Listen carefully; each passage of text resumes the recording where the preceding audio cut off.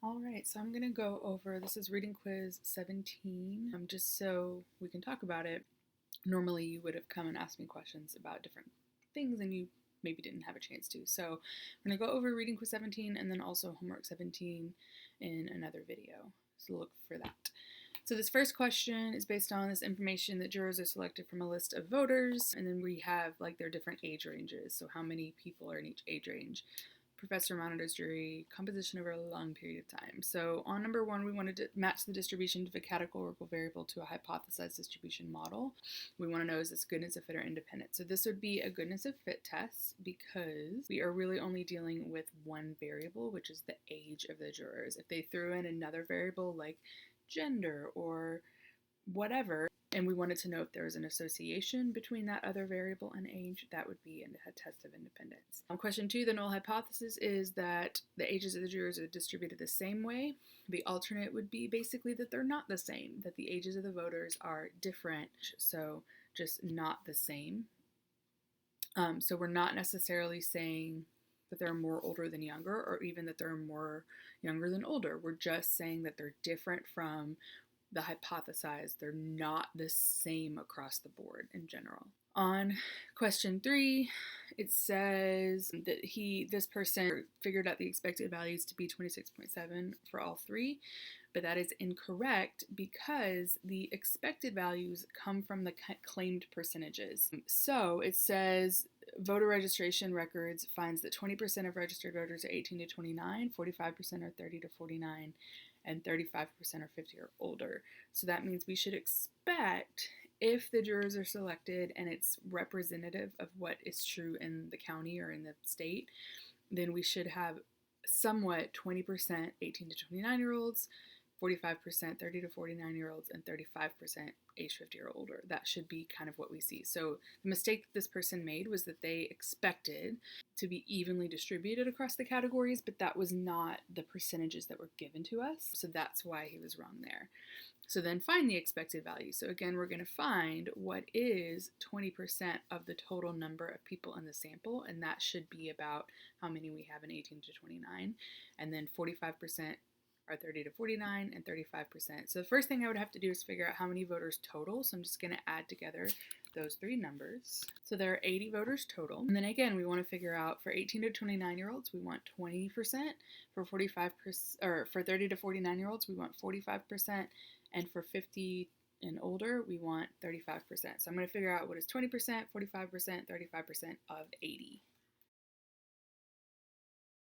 So that would be my 3 expected values. So 18 to 29-year-olds, I would expect 16. 30 to 49-year-olds, I would expect 36. 50 years and older, I would expect 28. Find the chi-squared statistic using the formula. So this is where I would use that formula. So for each age category, we'll do observed minus expected squared over expected.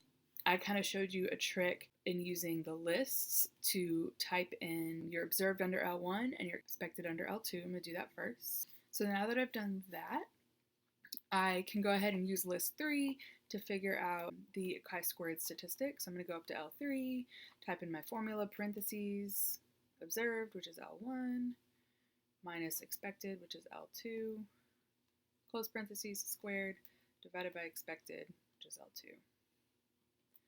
And we get those 3 values, and then I just basically need to add them together. This one's not too hard to add together by hand. I have 0.5714, so the answer would be 1.5714. But remember, you could do second quit to get back to your home screen, and then do second stat math, and then sum of L3. And that would be, so if you had a lot of numbers that were hard to remember and add by hand, you would do the sum.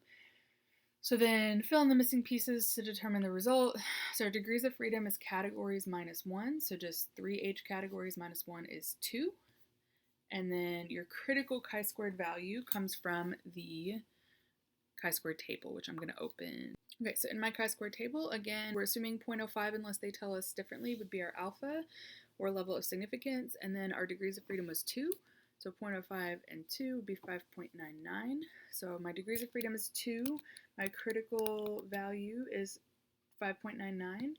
And then we're going to fail to reject. So since our chi-squared statistic that we calculated is not in the critical region. So again, you can think of it as our chi-squared distribution is kind of skewed right.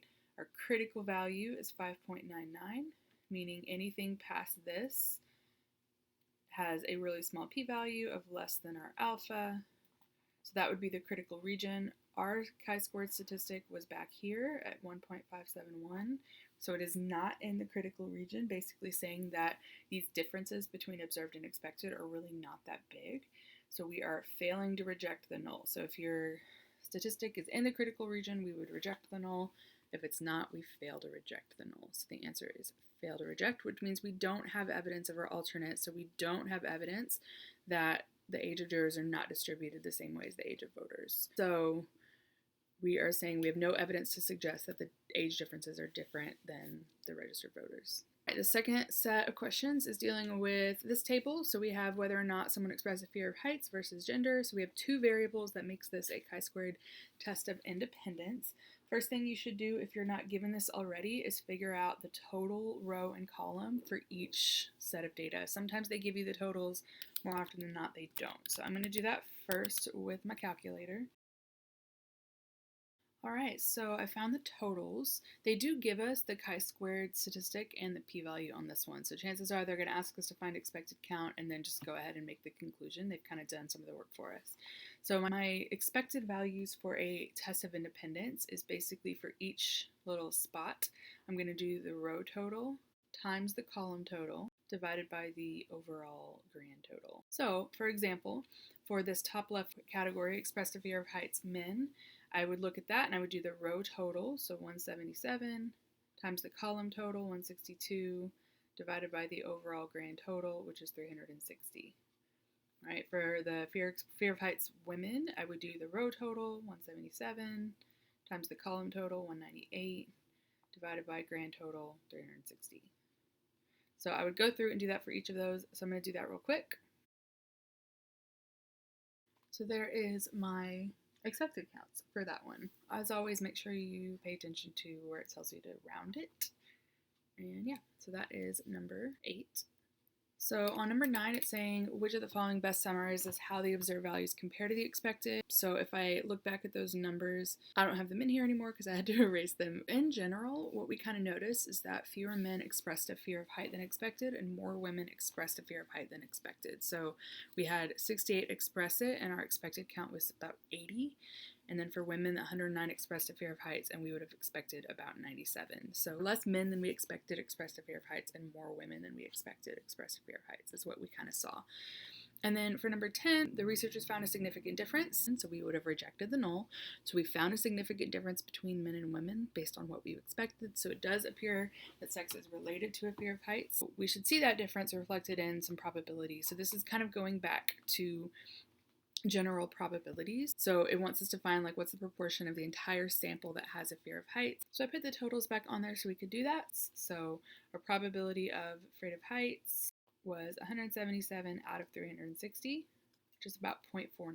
So overall, about 49-ish% of people were afraid of heights. The second question there says proportion of the men that have a fear of heights. So that's basically if I'm only looking at the men, what proportion of them? So maybe probability of heights, being afraid of heights, given that they're a man. So only looking at the men, we see that 68 were afraid of heights out of 162, which is about 42%, so 0.419 or 418-ish. So about 42% of men are afraid of heights. And then the last question is saying what's the proportion of women? So looking only at women, about 55%. So overall, about 49% were afraid of heights out of everybody. For men, it was only about 42%, and then for women, it was up to about 55%. So those percentages were different. As always, these say to round to 3 decimal places, so make sure you pay attention to that. So I did that on these two. On this one, it would be, since the 9 would round up, your 3 decimal places would be 420. So that is the reading quiz.